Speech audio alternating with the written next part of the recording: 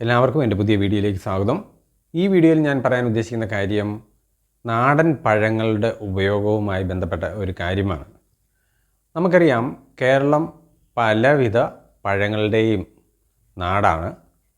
അപ്പോൾ സ്വാഭാവികമായും എല്ലാ പറമ്പുകളിലും 10-ലധികം വിവിധ തരത്തിലുള്ള പഴവർഗ്ഗ ചെടികളും അതുപോലെ മരങ്ങളും ഒക്കെ കാണും. അത് നാം കുഴിച്ചു വെക്കണമെന്ന് നിർബന്ധമില്ല. തനിയെ കിളികൾ കൊണ്ടുവന്നിടുന്ന ആ കുരുവിൽ നിന്ന് പൊട്ടിമുളച്ച് ഓരോ മരങ്ങളും പഴച്ചെടികളും ഒക്കെയായി മാറും. അപ്പോൾ ഇവിടെ ചില സീസണുകളിൽ അധികമായിട്ട് പഴം വരുമ്പോൾ നമുക്കത് കൈകാര്യം ചെയ്യാനായിട്ട് പറ്റുന്നില്ല. ഒരുപാട് പഴങ്ങളുടെ ഒരു കലവറ തന്നെയാണ് നമ്മുടെ കേരളം. പക്ഷേ പഴങ്ങൾ ദുർലഭമായിരിക്കുന്ന ഒരു സമയത്ത് പഴങ്ങൾ കിട്ടുമ്പോൾ പോലും കുടുംബാംഗങ്ങൾ പലരും പഴങ്ങളോട് അവഗണന കാണിക്കുന്നു, തിരിഞ്ഞു നിൽക്കുന്നു.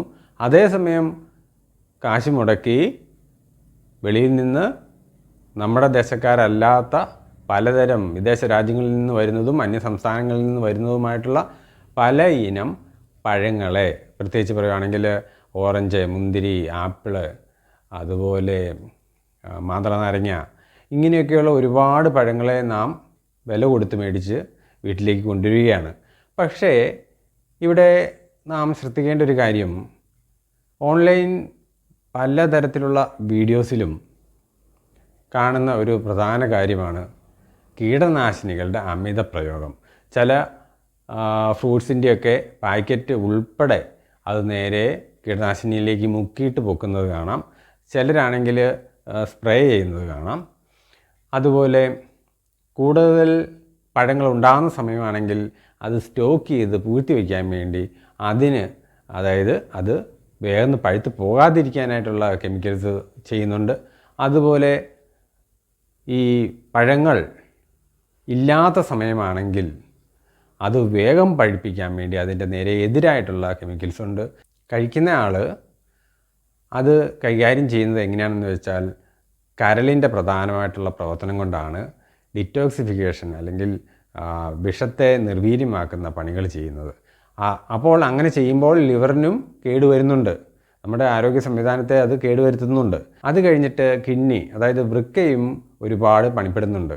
അപ്പോൾ ഈ അവയവങ്ങളെല്ലാം നശിക്കാനും നമ്മുടെ മൊത്തത്തിലുള്ള ആരോഗ്യ വ്യവസ്ഥിതി നശിക്കാനും ക്യാൻസർ പോലെയുള്ള രോഗങ്ങൾ വരാനും അതുപോലെ പലതരത്തിലുള്ള സൈഡ് എഫക്റ്റ് വരാനും ഒക്കെ കാരണമാകും. അങ്ങനെ വരുമ്പോൾ ശാരീരിക ആരോഗ്യം മാത്രമല്ല, മാനസിക ആരോഗ്യം കൂടി നശിക്കുകയാണ് ഇവിടെ ചെയ്യുന്നത്. കാരണം ഇത് രണ്ടും പരസ്പരം ബന്ധപ്പെട്ടാണ് ഇരിക്കുന്നത്.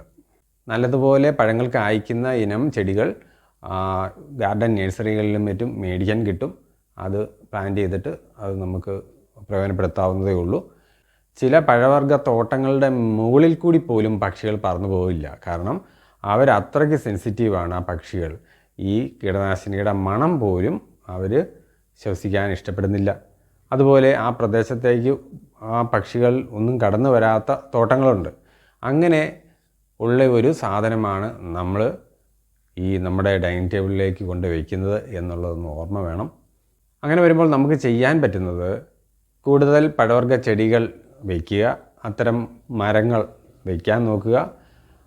ഇനി ഇതൊന്നും ചെയ്തില്ലെങ്കിൽ പോലും കിളികളൊക്കെ കൊത്തിക്കൊണ്ടുവന്ന് ആ കുരു മണ്ണിൽ വീണ് തനിയെ കിളുത്ത് വരുന്ന ഒരു 10-ലധികം ചെടികളും അതുപോലെ മരങ്ങളും എല്ലാം പഴവർഗ്ഗവുമായിട്ട് ബന്ധപ്പെട്ടത് അത് നമുക്ക് കാണാൻ സാധിക്കും. അപ്പോൾ അതെല്ലാം വെട്ടിക്കളയാതെ അതെല്ലാം പരമാവധി പ്രയോജനപ്പെടുത്തുക. അതുപോലെ വരുന്ന തലമുറ, അതായത് കുട്ടികളോടും ഇങ്ങനത്തെ നാടൻ പഴങ്ങൾ കഴിച്ച് ശീലിക്കാൻ പറയണം. അത് നമ്മളുടെ ജീവിതത്തിൻ്റെ ഒരു ഭാഗമാക്കുക.